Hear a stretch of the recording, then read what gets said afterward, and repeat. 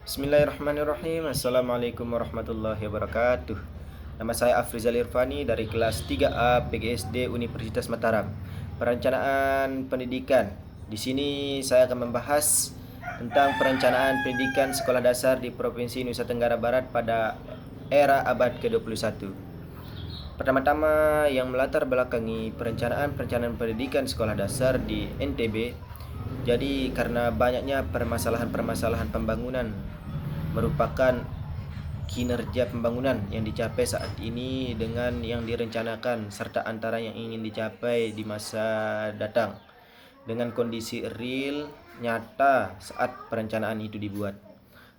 Potensi permasalahan pembangunan daerah pada umumnya timbul dari kekuatan yang belum didaya gunakan secara optimal, kelemahan yang tidak diatasi, peluang yang tidak dimanfaatkan, dan ancaman yang tidak diantisipasi. Di permasalahan pembangunan dapat diperoleh dari hasil pencapaian target-target pembangunan yang tertuang dalam dokumen perencanaan baik jangka pendek, jangka menengah, dan jangka panjang. Jadi permasalahan ini dapat diperoleh dari hasil evaluasi RPJMD ya periode yang lalu. Dalam laporan tahunan yang dibuat seperti LKPJ gubernur baik tahunan maupun masa akhir jabatannya. Selain pencapaian target-target permasalahan dapat diperoleh melalui penelaahan atau menelaah kondisi lingkungan strategis baik regional, nasional maupun internasional yang mungkin akan mempengaruhi rencana pembangunan di Provinsi Nusa Tenggara Barat pada 5 tahun yang akan datang.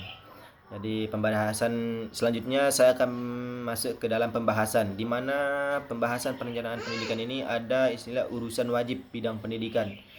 Rata-rata lama sekolah penduduk Provinsi NTB ini mengalami peningkatan pada kurun waktu 2013 sampai 2017 sebesar 0,23 tahun, yaitu dari angka 6,67 tahun menjadi 6,90 tahun pada tahun 2017. Jadi meskipun Provinsi Nusa Tenggara Barat ini telah berhasil meningkatkan lama sekolah selama 0,23 tahun, angka rata-rata lama sekolah 6,90 tahun masih menunjukkan angka yang relatif rendah, di mana angka tersebut menunjukkan rata-rata lama sekolah penduduk masih berada pada jenjang pendidikan dasar, yaitu dari kelas 1 sampai SMP, yaitu belajar 9 tahun masih belum tuntas dilaksanakan. Jadi pendidikan diarahkan untuk menyasar 3 sasaran utama, yaitu yang pertama partisipasi pendidikan, yang kedua mutu serta daya saing dan tata kelola. Nilai partisipasi pendidikan ini yang diukur oleh indikator APK dan APM pada jenjang sekolah menengah dan sekolah dasar. Untuk menunjukkan tren yang meningkat, meskipun demikian masih tersisa sekitar puluhan anak yang tidak menempuh pendidikan. Nah, salah satu contoh dalam permasalahan belum optimal, di mana belum optimalnya penggunaan IT. Dan untuk sekarang ini penggunaan IT sangatlah penting, di mana sekolah-sekolah cara belajarnya seperti metode belajarnya belajar daring. Siswa harus bisa menguasai teknologi. Jadi dalam pembelajaran pendidikan belum berhasil menghasilkan SDM siap kerja, sumber daya manusia.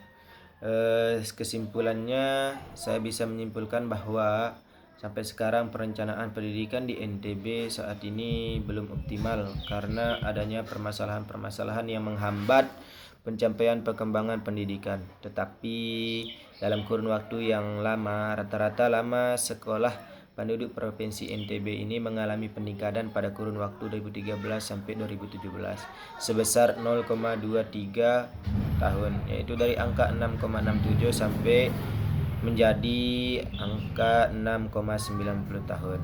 Nah, meskipun Provinsi NTB telah berhasil meningkatkan lama sekolah selama 0,23 tahun.